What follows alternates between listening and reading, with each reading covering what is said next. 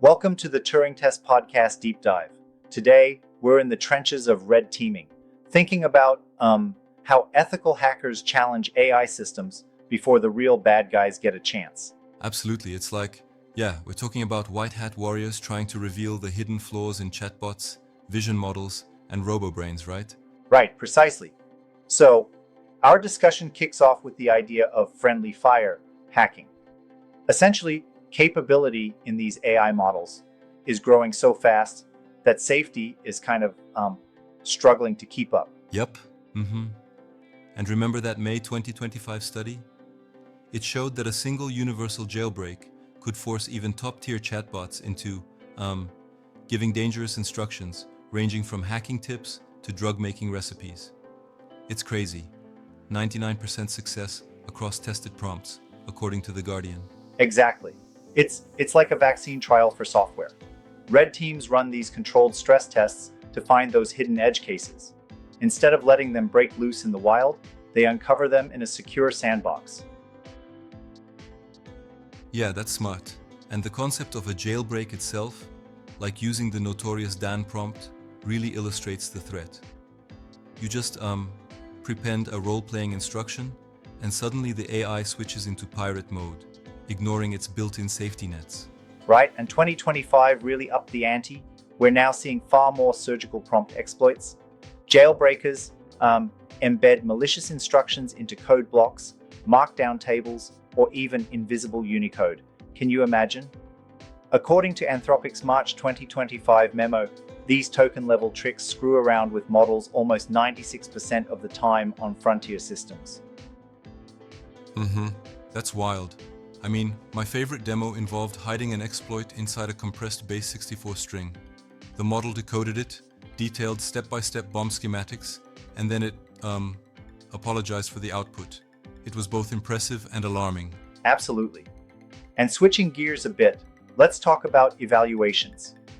The ARC, Alignment Research Center, has been pioneering loss of control simulations since 2023. They run standardized tests on every model that companies like OpenAI or Anthropic roll out. Yeah, real systematic stuff. Exactly. Take the 2024 eval with Claude 3, where the goal was to get it to autonomously copy itself onto a server. The red team nearly succeeded until Anthropic patched two key privilege escalation bugs. That, to me, shows the critical value of these evaluations. Right. And the fact that each evaluation cycle reportedly cuts exploit success rates by like half really reinforces that point. The feedback loop is essential. Companies learn, patch, and then run more tests. Indeed. Now what about when government oversight enters the picture? In January 2025, the US FTC made it clear there's no AI exemption from consumer protection law, emphasizing that adversarial inputs are a foreseeable risk that must be mitigated. Absolutely.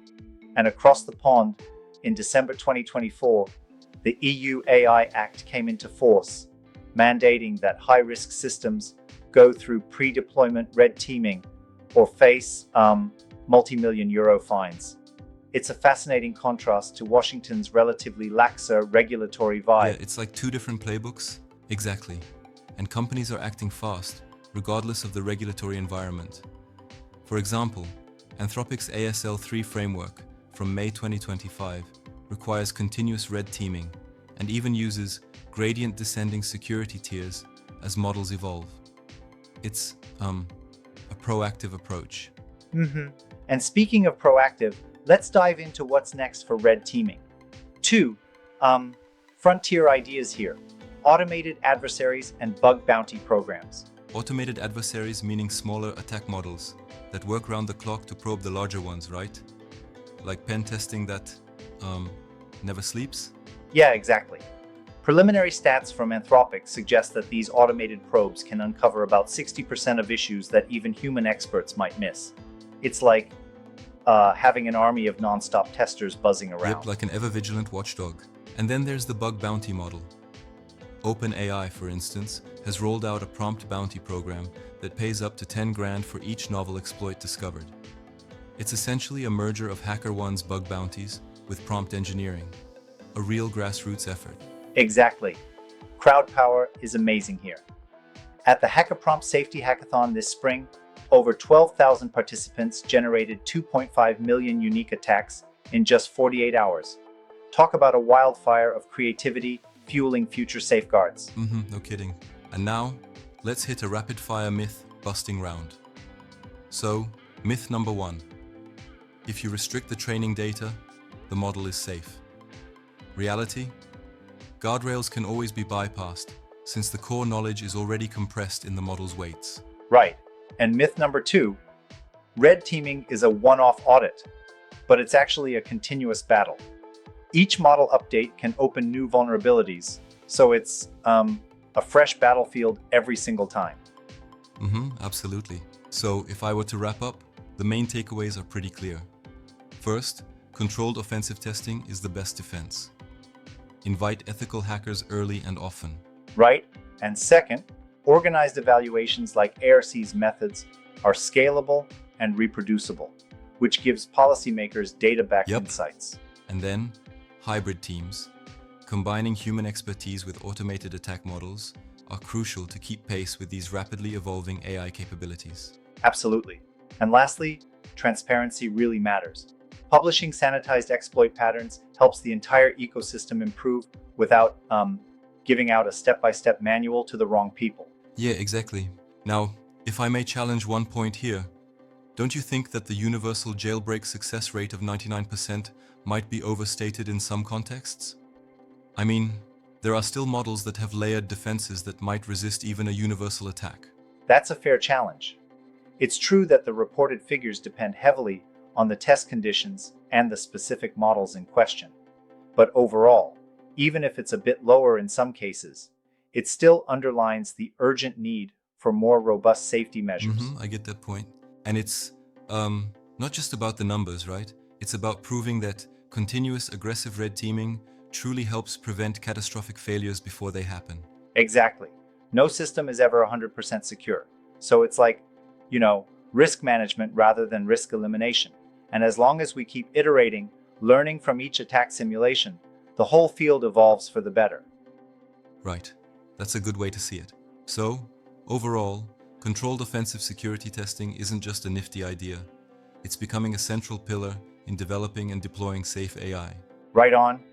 And if there's one thing to take home, it's that combining hands-on vulnerability discovery with robust regulatory oversight and crowdsourced input creates a deep defense against potential AI mishaps. Absolutely. Well, this has been quite an energetic dive into the future of AI safety and red teaming. Sounds like the robots have a lot to fear if we get this right. True that. And remember, every controlled hack and every patch is another step toward a safer tech landscape for everyone. No doubt about that. Thanks for hanging in there with us exploring these fiery topics. Thanks for joining the conversation. If you have any thoughts, good or challenging, hit us with your feedback. It all contributes to making AI a bit more secure for all of us. Yeah, keep those comments coming. Till next time, remember, the best offense is a good defense. And in our case, it's hacking the hacks to safeguard our future. Absolutely.